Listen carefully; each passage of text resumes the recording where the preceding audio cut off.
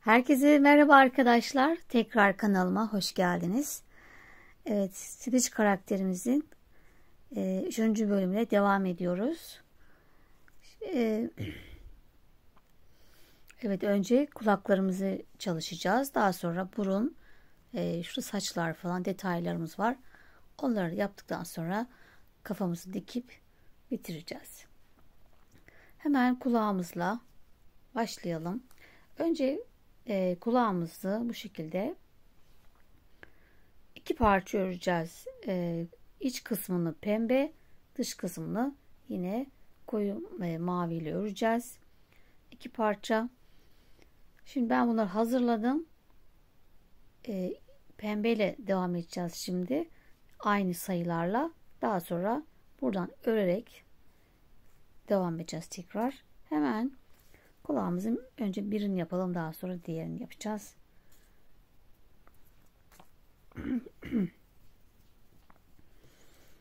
Evet.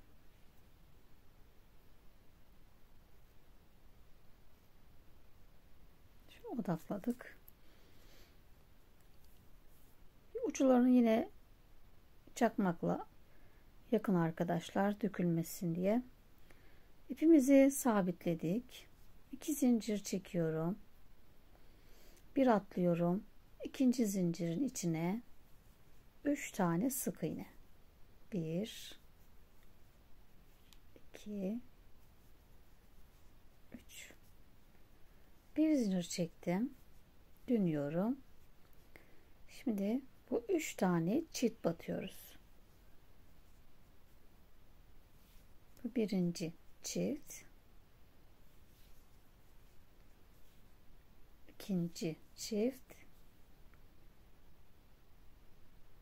Üçüncü çift. Evet. Sayımız 6 oldu.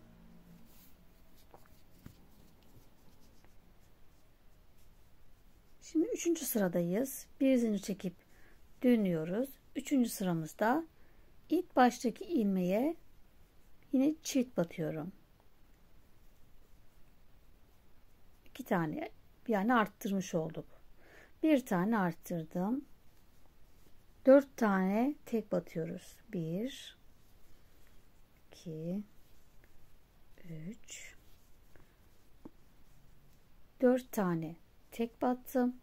Son ilmeğimi yine arttırıyorum. Çift battım. Sayım 8 oldu.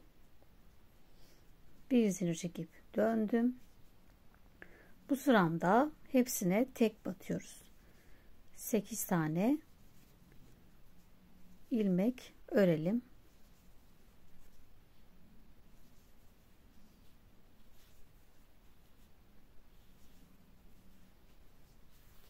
Evet. Bir zincir çekip dönüyoruz. 5. sıradayız. Yine ilk baştakine bir arttıralım. 2 tane yaptık. Yani çift battık. 6 tane tek batalım. 1 2 3 4 5 6. Son ilmeğimize çift arttırdık, yani başla sonda arttırdık ve 10 tane ilmeğimiz oldu. Bir zincir çekip dönelim. 6. sıramızda yine her birine bir tane sık iğne yapalım. Eksiltme, arttırma yapmıyoruz.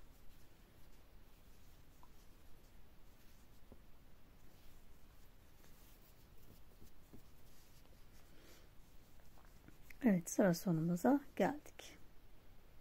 10 tane sık iğne tek battık. Bir zincir çekip dönüyoruz. 7. sıradayız. Şimdi bu sıramızda 6 tane sık iğneye tek batalım. Bu 1 2 3 4 5 6. 5 tane zincir çekelim. 4, 5 zincir. Şöyle dönüyoruz. Kulağımızın yırtık kısmı burası. Bir atlıyorum. İkinci zincire 1. Yani 4 tane zincire bir sık iğne yapalım. 1, 2, 3, 4. Geri kalan 6 taneye tek batalım. Yani yine burası 10 ilmeği tamamladık. 3, 5 ve 6.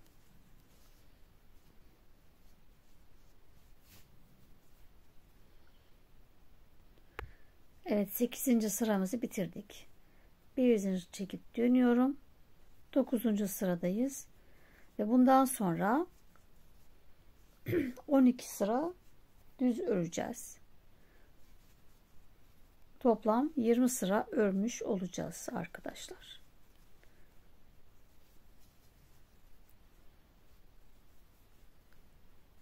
Burada olduğu gibi şurada bu aynısı çünkü. Bunda ikinci parçayı da aynı örüyoruz. Buradan sonra dümdüz öreceğiz. 12 sıra gidip geleceğiz. Evet, toplam 20 sıra örmüş olduk. Şimdi ipimi kopardım. Diğer kulağa geçeceğiz.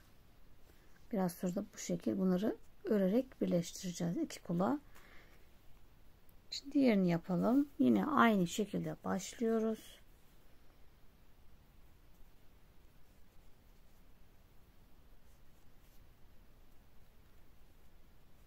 Yine 2 zincir, ikincinin içine 3 sık iğne,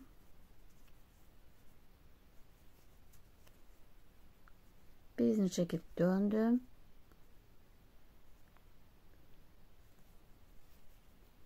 Üç tane peş peşe arttırıyoruz.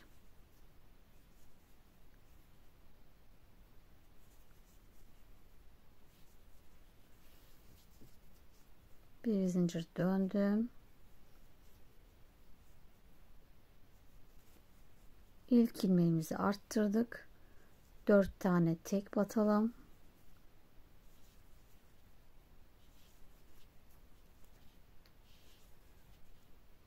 Son ilmeğe çift. Yani arttırıyoruz. 8 oldu. Bir zincir döndük. Yine hepsine tek batalım. 4. sırayı yapıyoruz.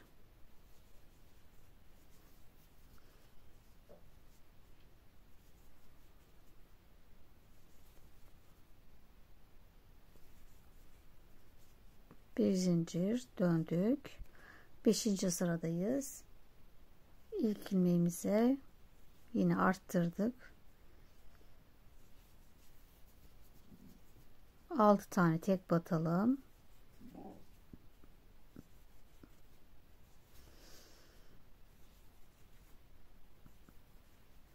Son ilmeğe yine arttırıyoruz.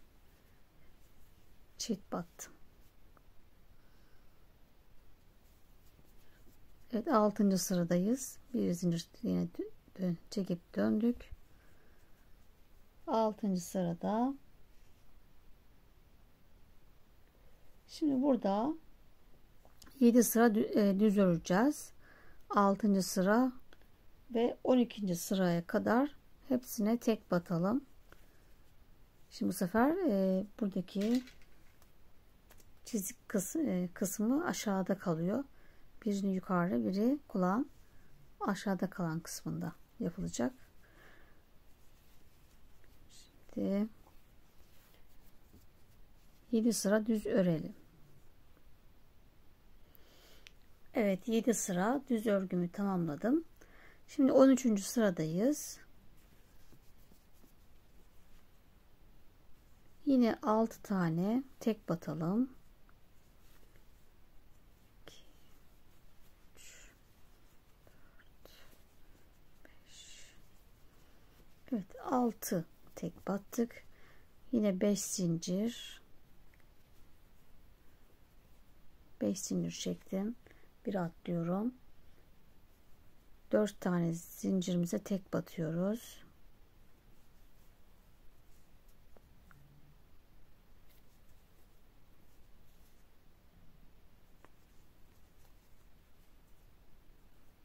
Evet. Şimdi buradan tekrar devam ediyoruz. Pardon, şöyle bu tarafa doğru 6 tane tekrar sıramızı 10'a tamamlamış olduk. 10 ilmeğe. Evet, bu şeklimizi verdik. Bu şekilde.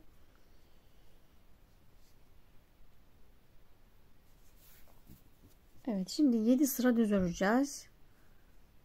Bununla beraber 7 sıra. Yani saydığımızda toplam buradan saydığımızda yine 20 tane 20 sıra olmuş olacak. 10 ilmeğe tek batalım. Evet, 7 sıra düz örgümü tamamladım. Yani baştan aşağı 20 sıra örmüş olduk. Bir zincir çekip ipimi koparıyorum. Pembe ipimi, maviyi biraz sonra buradan koparmıyoruz. Buradan örmeye devam edeceğiz. Evet. Böyle üst üste koyalım. Bu şekilde. Şunu da araya alalım. Ve buradan devam edelim.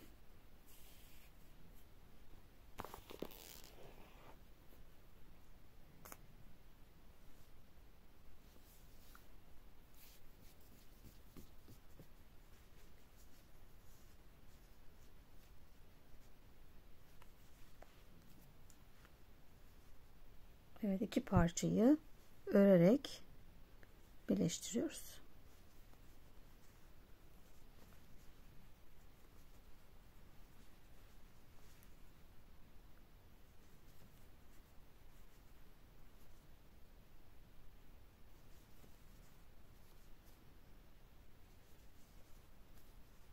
Her ilmeğe sırayla her ilmeğe batalım ve karşıya batalım.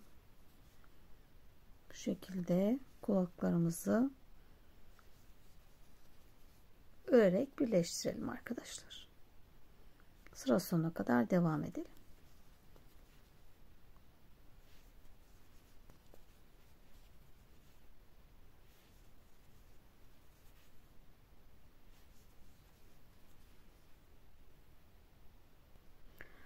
Evet, ben ördüğümü söktüm arkadaşlar. Sol kulağımız çünkü bu sol taraftaki şu yırtık olan yer, ayrık olan yer bu şekilde olacak. Solda olacak yani. Bu da sağda olacak.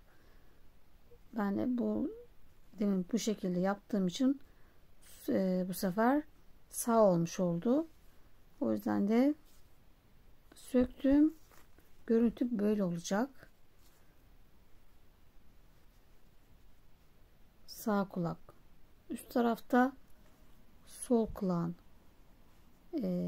yırtmaçlı yeri solda kalacak. Bu şekilde yapalım. Şimdi yeniden buradan devam ediyorum.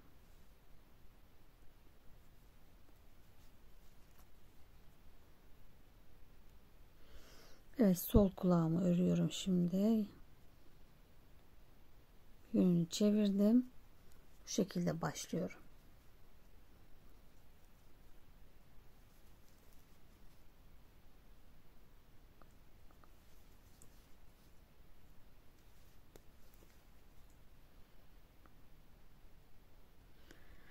Evet, kulağımı bu şekilde örerek bitirdim arkadaşlar.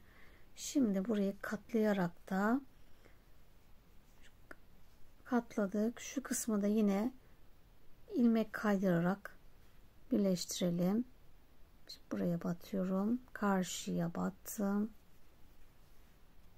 İlmek kaydırdım. Tekrar batıp karşıya ilmek kaydır. Her ilmeğe batıp ilmek kaydıralım. Evet. Böyle bir görüntü olacak. Birleştirdik. Bir tane daha yapalım. Bir zincir. İpimizi koparalım.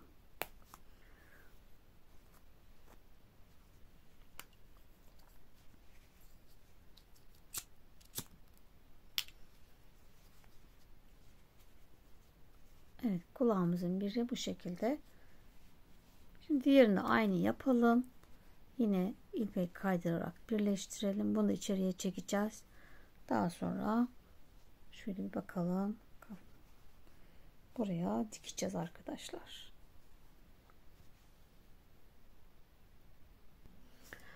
Evet arkadaşlar, kulaklarımızı bu şekilde hazırladık. Bir kenara alalım. Burnumuzu yapalım. Burnumuzu koyu yeşille yapıyorum yine.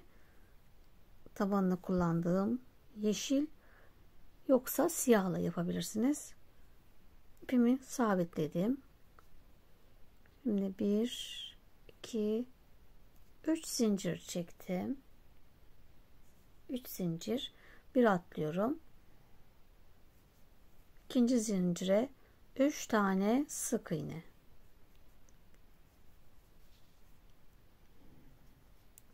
Evet. Tekrar sıradaki zincire de 3 tane sık iğne. 3 tane peş peşe sık iğne yaptım. Bu şekilde. Şimdi hemen ilk yaptığım ilmeğimi batıyorum. İlmek kaydırdım. Bir zincir. Şimdi burada 6 tane sık iğnemiz var. Hepsine çift batalım. 6 tane peş peşe arttıralım.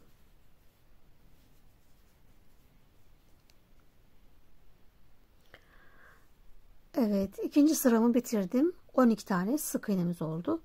Şimdi her birine bir tane batalım. 2 4 6 8 10. Şuradan başlıyorum. Bu sıramızda eksiltme arttırma yapmadan hepsini tek batalım. Üçüncü sıramız.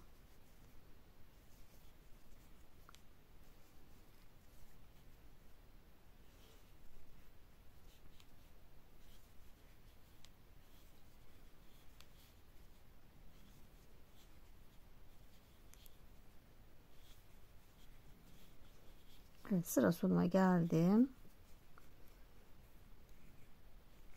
Bu kadar yeterli. İlmek kaydırdım. Bir zincir çekip ipimizi uzun keselim. Bununla dikebiliriz. Çünkü zaten az bir ip istiyor. Şöyle biraz dikecek kadar. Evet, burnumuzu dikmeden önce şu ağız kısmına keçe ile dişlerini yapalım, şöyle sivri sivri. İsteyenler böyle bırakabilir. Böyle de güzel. Tam şuraya bakın, böyle dikebilirsiniz. Elinde keçesi olmayan veya el yatkınlığı olmayan, hani beceri yapma konusunda bu şekilde de bırakabilirsiniz. Biraz sonra şurunu da yapacağız. Göz kapağını. Şimdi bunu yapalım. Keçeyi yapıştırmadan önce şu ağız kısmına aynı buradaki gibi görüntü verelim. Koyu ipimizle tam buradan gireceğiz. İki rengin arasından. Önce ipimizi sabitleyelim. Uzun bırakalım. İplerimiz çünkü içeriye çekeceğiz. Bunun için pay gerekir. Evet, böyle uzun bıraktık. Şunun hemen bir gerisinden başlıyorum. Bir geriden. Şöyle ilmek kaydırdım önce. Sonra tekrar hemen yanından başlıyoruz. Sık iğne örüyoruz. Her ilmeğe batıp sık iğne yapalım.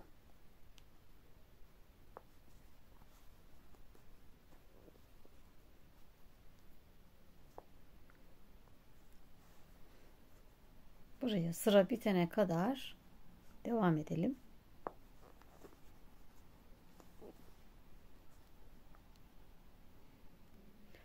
Evet, sıramın sonuna kadar sık iğne ile ördüm ve en son ilmek kaydırıyorum.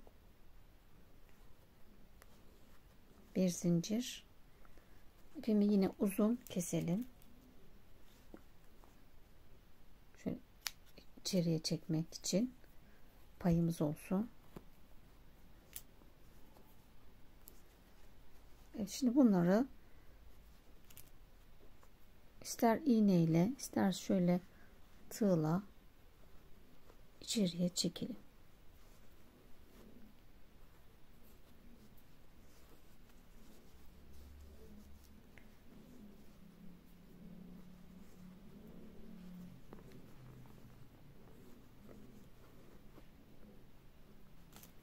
Evet. Gayet güzel oldu. Şimdi keçeyle dişlerimizi yapıp hemen bu iç kısma yapıştıralım. Şimdi bu ölçüde mezuramızla ölçelim. Kaç santim?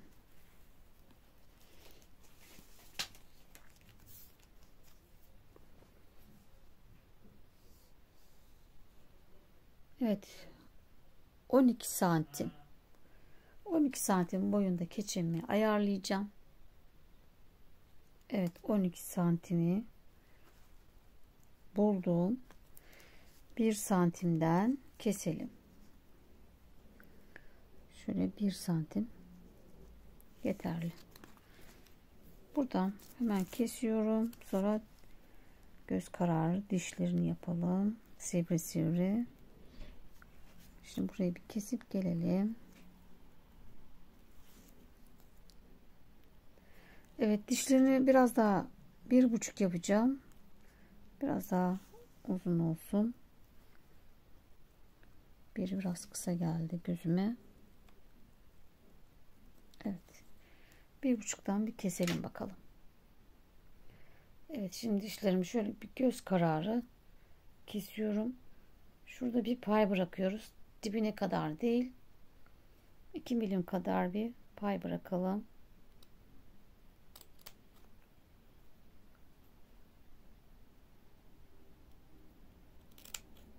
Bu şekilde dişlerimizi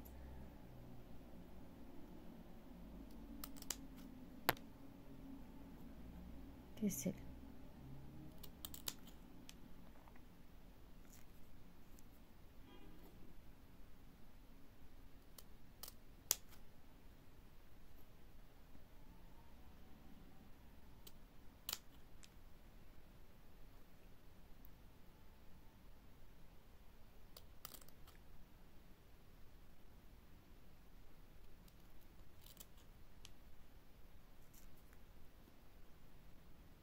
Evet, şimdi dişlerimizi ister kumaş yapıştırıcısıyla ister soğuk silikon, sıcak silikon bile olur arkadaşlar. Sıcak onu da silikon tabancasıyla yapabilirsiniz. Şimdi bunu ben şöyle bolca bir sürüyorum. Kumaş yapıştırıcısını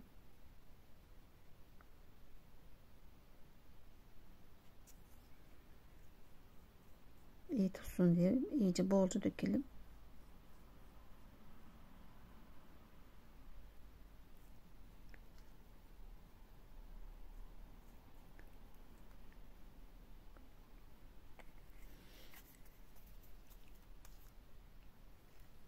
Evet, şöyle tam iç kısma dibine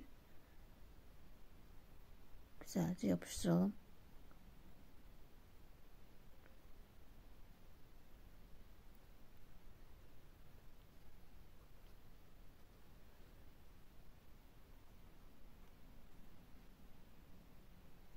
dibe doğru itiyorum.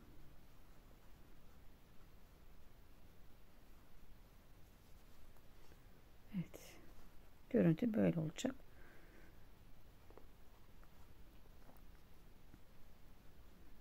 Böyle yapışa dursun. Biz de burnumuzu dikelim. Şöyle içine biraz elyaf doldurdum.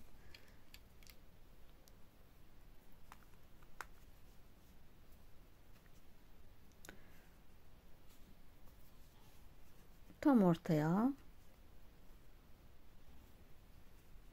dikelim. Şöyle.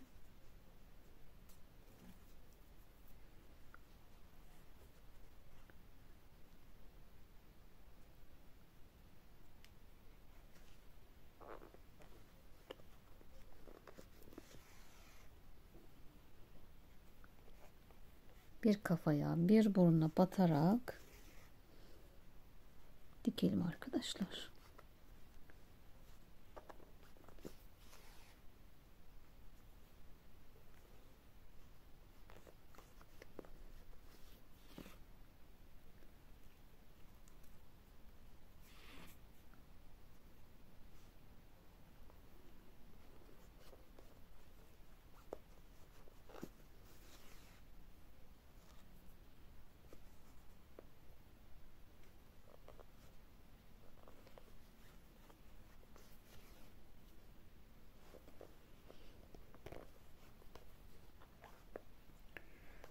Bu şekilde devam edelim dikmemize.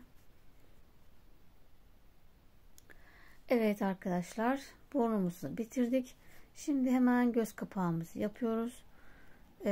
Şimdi bunu yaparken, sol tarafı yaparken hemen şuradan başladım.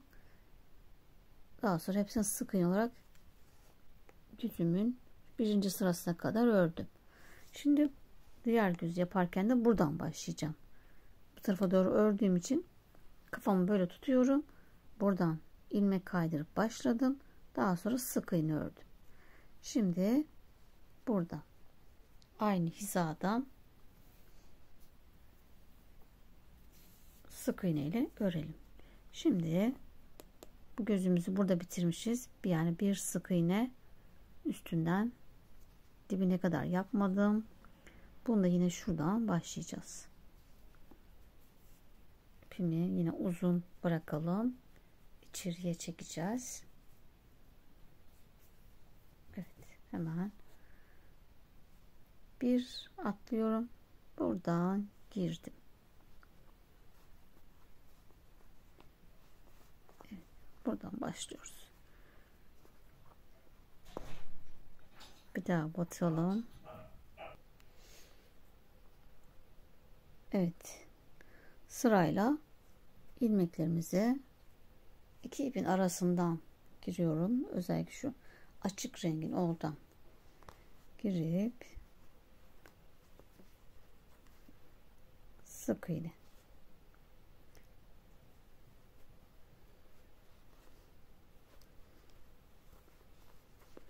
Şöyle aşağıya doğru uzatıyorum biraz.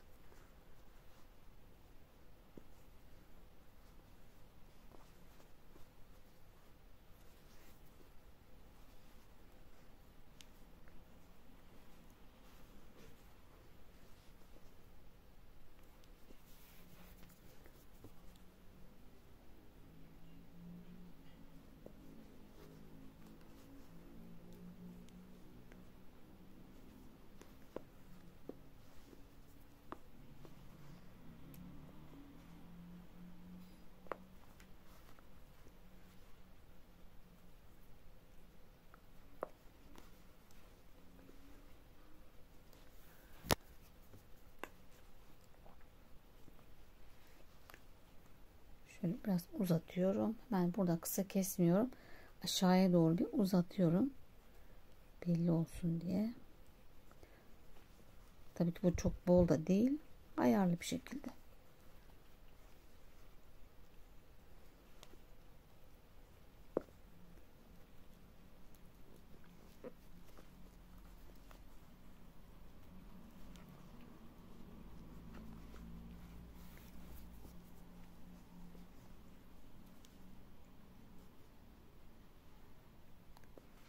bakın hizasına gelene kadar karşı taraf buraya kadar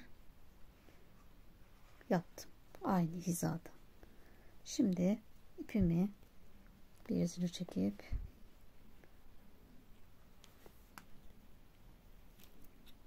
uzun kesiyorum.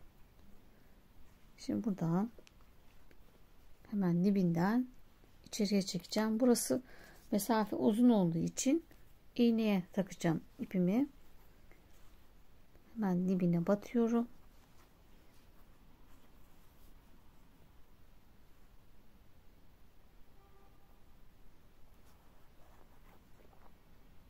Boyundan çıkalım.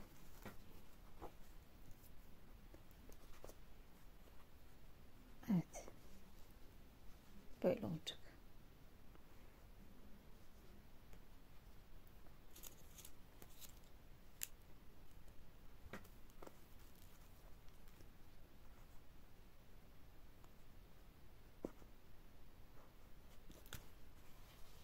Bu da aynı. Buradan girip içeri çekeceğim. Evet, gözlerimizi de hallettik. Şimdi şurada tam tepeye biraz saç yapalım. Çim saç şeklinde. İpimi yine uzun bırakıp sabitliyorum. Tam ortaya şöyle ipimi şöyle 2 parmak uzun bırakıyorum.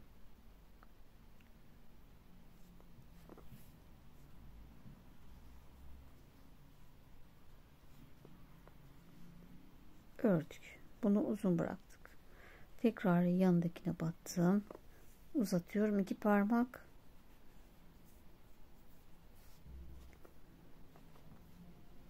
Onu örmeden yanındaki ilmeğimi aldım. Yine uzattım.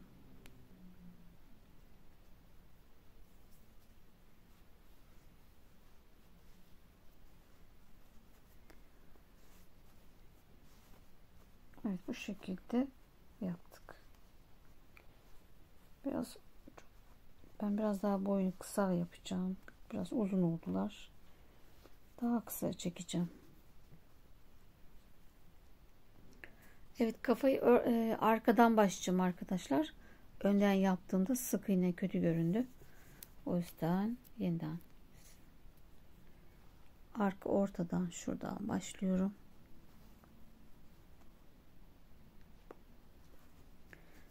Evet, biraz daha kısa yapıyorum. Şöyle 1,5 santim kadar.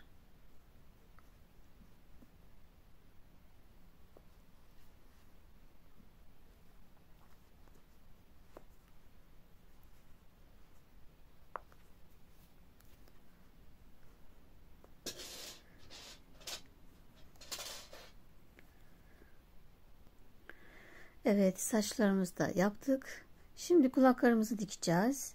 Kulağımızı tam gözümüzün şu alt kısmındaki hizaya şöyle yerleştiriyoruz. Kendi renginde ipiniz varsa bununla dikin. Herhangi bir ip olabilir. Eğer yoksa yine kadife ile dikin arkadaşlar. Şöyle buraya yerleştirdim. Tam ortalıyorum.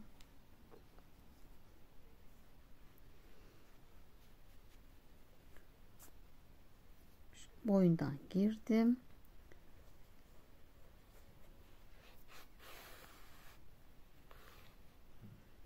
Biraz uzun bıraktım bağlamak için. Şimdi buraya güzelce dikelim.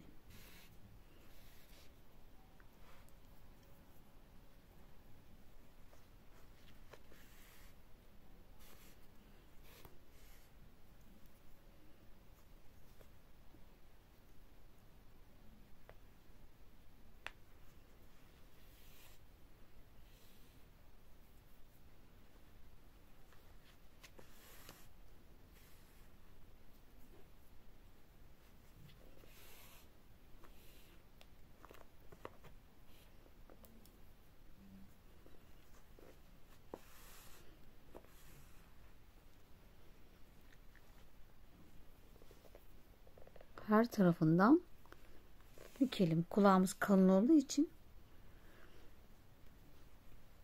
daha böyle destek istiyoruz. Daha yoğun dikmek istiyor.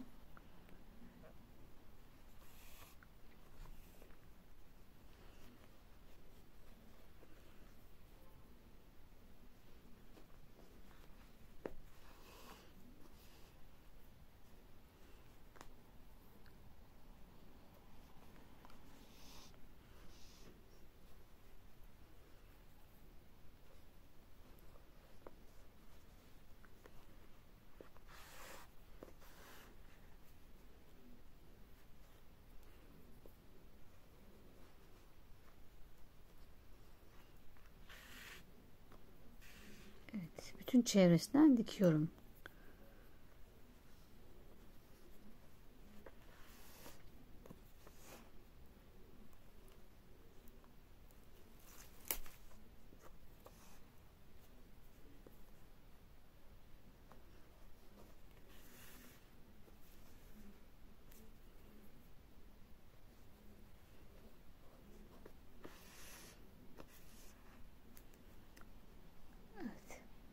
Bu şekilde dikmiş olduk kulağımızı.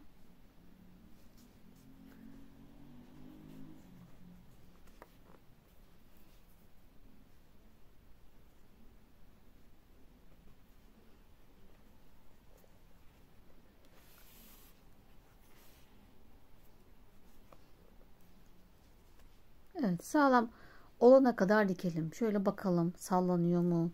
Nasıl duruyor? O şekil alana kadar bakın, güzel duruyor şu an, sağlam.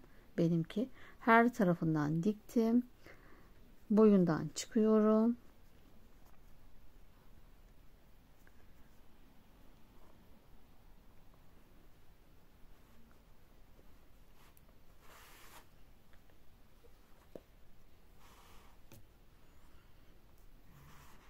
Evet. Şimdi iki ucu bağlayalım. Bu ipler çünkü kadife delikli olduğu için rahat çıkar. O yüzden böyle yapalım. Evet, diğer kulağımızda aynı şekilde, aynı hizaya, şuraya şu şekil, bunu da buraya koyup dikelim.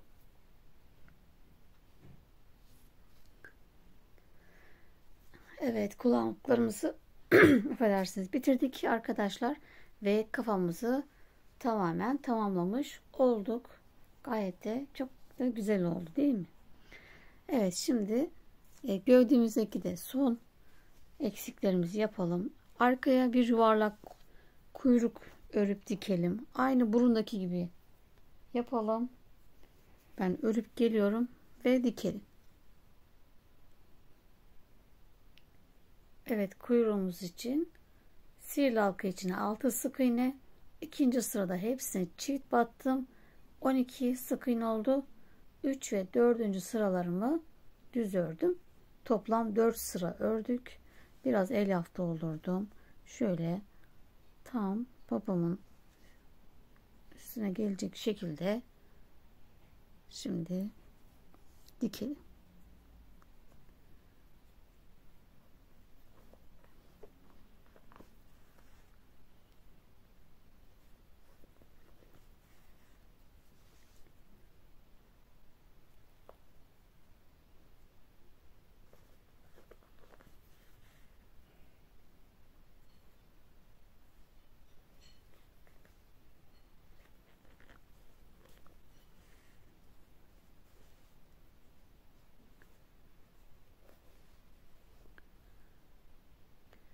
Evet, kuyruk dikimi de bitti arkadaşlar. Şimdi en son tırnaklarımızı da yapalım.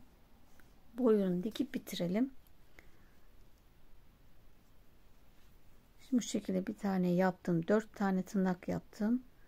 2 sık iğne aralıklarla 2 tane atlayıp şöyle arkadan girelim.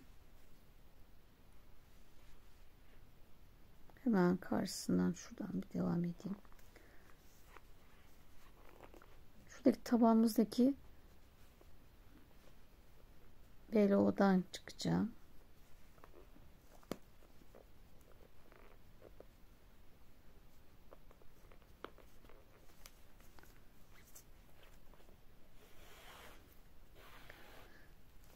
ilmeği uzun bırakıyorum. Arkadan ipi uzun bırakalım bağlamak için. Şimdi buradan burayı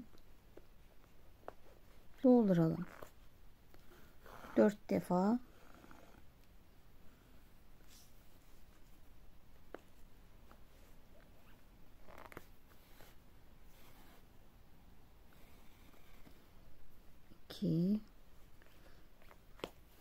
Seyrek yapalım bir de. Çok çekmeyelim. Şöyle iri dursunlar.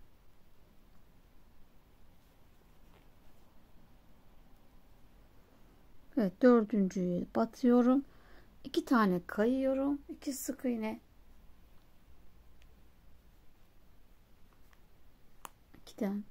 2 tane kaydım bu tarafa.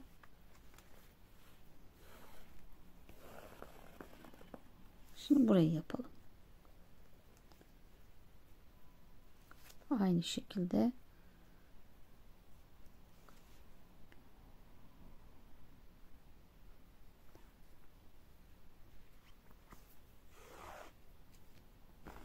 Burayı da aynı 4 defa dolduralım.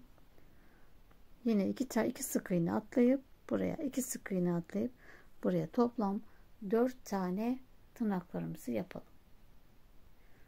Evet, şimdi 4. tırnağımı yaparken buradan batıp arkadan deminki yerden çıkalım.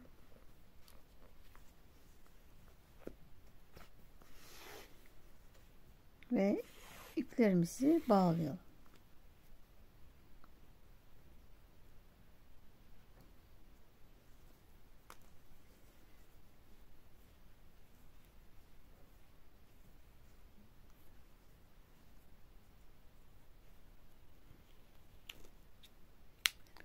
Bunları da içeriye itiyoruz.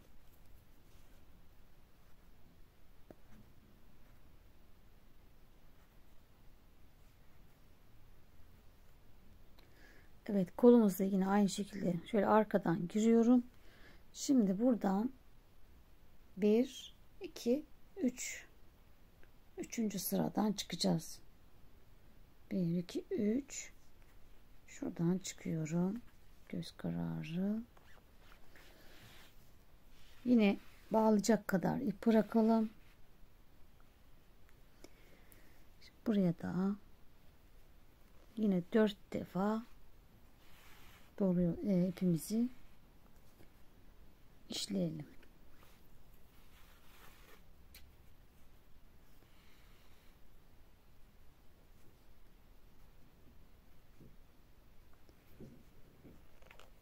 Şöyle çok gergin olmasın, yoksa çok belli olmaz o zaman. İçine girer.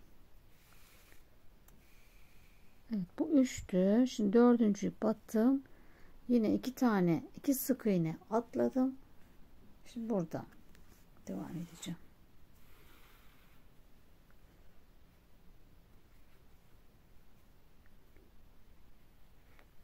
Yine 4 defa burayı dolduracağız. Daha sonra yine 2 sık iğne atlayıp buraya 4 defa doldurup yine arkadan ipi çıkarıp bağlayacağız. Bu şekilde. Ben 3 tane yaptım. 3 tırnak. Evet, tırnaklarımızı da yaptık. Ve şimdi en son artık doldurmalarımızı yapalım. Son boşluklarımızı güzel dolduralım. Kafamızı dikip bitirelim.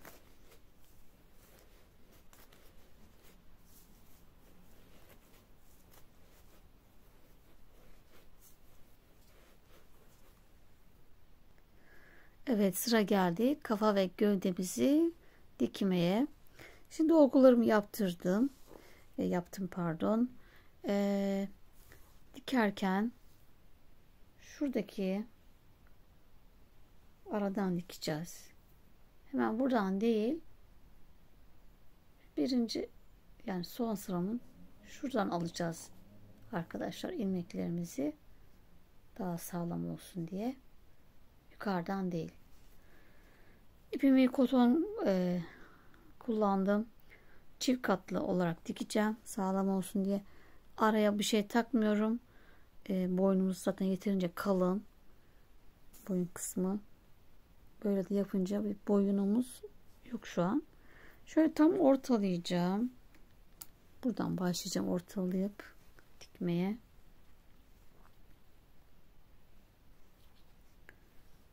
Şöyle yerleştirdim. Bunlara dikkat ederek ortaladım.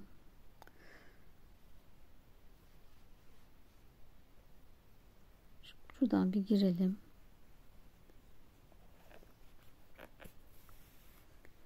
İpimi çift kat yapmıştım. Şu arasından ipi geçiriyorum. İpimiz çıkmasın diye. Evet, buradan şimdi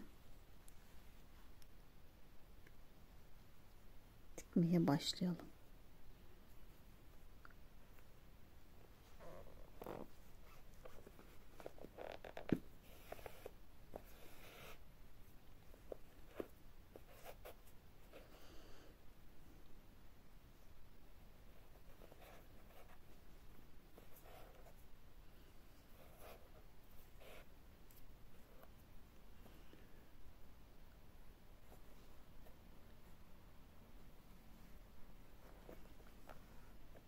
Bir alt sıradan bir üst sıradan dikelim.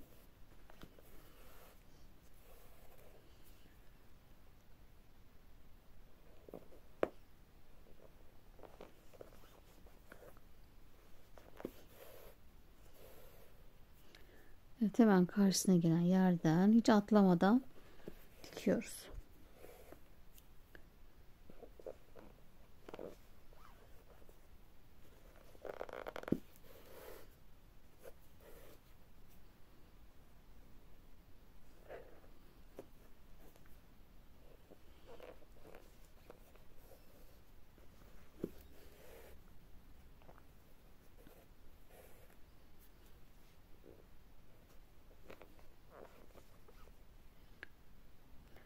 Evet, kafamızı da diktik arkadaşlar. Şimdi bu şekilde sıra geldi. Gözlerimizden biraz aşağıya doğru çekeceğiz. Hem de kafamız biraz şöyle bir şekil alacak. Doldurduğumuz için doldurunca kafa yukarıya doğru çıkmış oluyor. Uzun iğnemizi alalım. İpimi taktım, koton ipimi. Bayağı bir uzun kestim. Çünkü 2 defa girip çıkacağım. Sonra zamanla bırakmasın diye. Şimdi buradan diktiğimiz yerden şöyle bir giriyorum.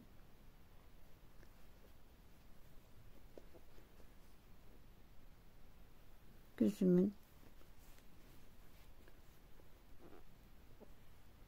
orta hizasına yakın bir yerden çıkacağım.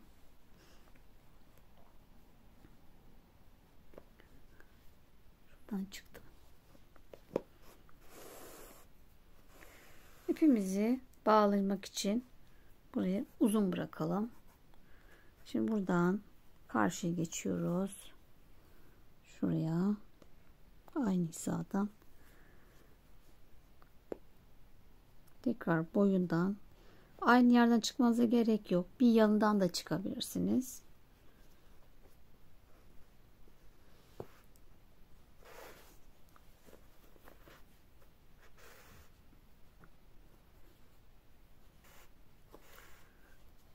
Evet, ipi alta aldım. Şöyle çekeceğiz gözümüzü.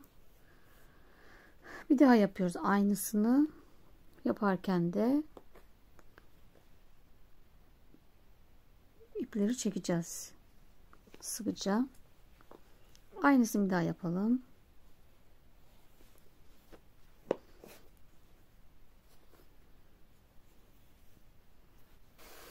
Şimdi yaparken önce bir çekelim şöyle. Bir önce yaptığımız yeri. Daha sonra çekelim. Evet.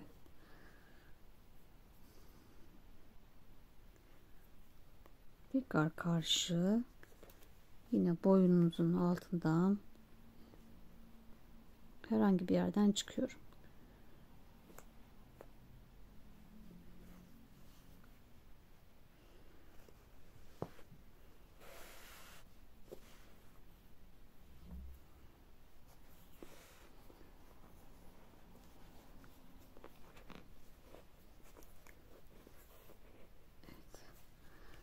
ipimi çekiyorum. Biraz sonra iyice çekeceğiz. Şimdi hemen bir sık iğne yanından tekrar giriyorum. Aynısını bu göze de yapalım.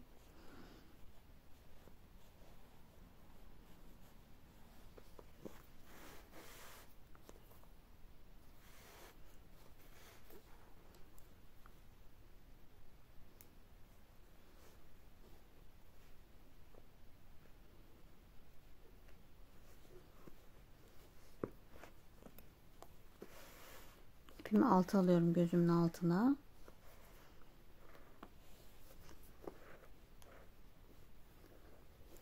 Tekrar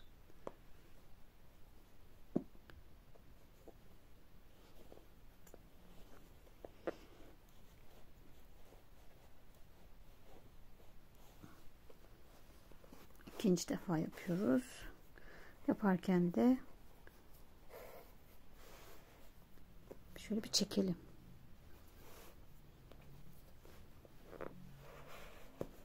Evet.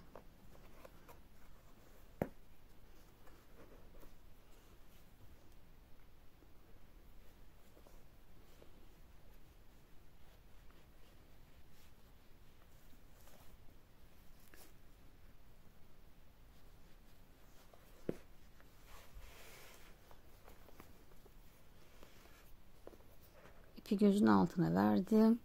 Evet, şimdi artık çekelim gözlerimizi.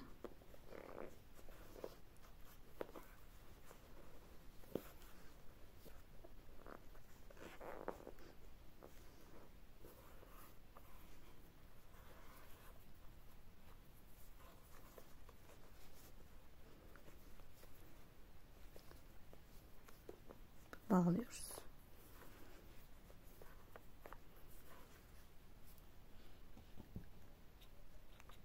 İplerimizi kesip içine itelim. Evet arkadaşlar, gözlerimizi de birleştirdik, çektik. Şimdi boyumuzda kafadan ölçtüğümde, şuradan ölçtüğümde boyumuz tam 35 santim oldu. Şöyle kulaktan değil de kafadan ölçüyorum. 35 santim. Evet, videomuzun sonuna geldik arkadaşlar. Kit almak isteyenler Hobibon'dan alabilirler. Bu arada şöyle ojeyle de unutmuşum bunu söylemeyi. Ojeyle de isterseniz göz akı yapabilirsiniz. Şöyle üzerlerine. Onu ben sonra yaparsam karar veremedim yapmayı. Beyaz ojeyle de gölgelendirebilirsiniz arkadaşlar. Evet. Kanalıma abone olmayı, yorum ve beğeni yapmayı da unutmayın. Çok güzel oldu Stitch karakterimiz. Çok da beklenilmekte. Evet. Bu şekilde tamamladık. Tekrar yeni videolarda görüşmek üzere arkadaşlar. Kendinize iyi bakın. Hoşça kalın.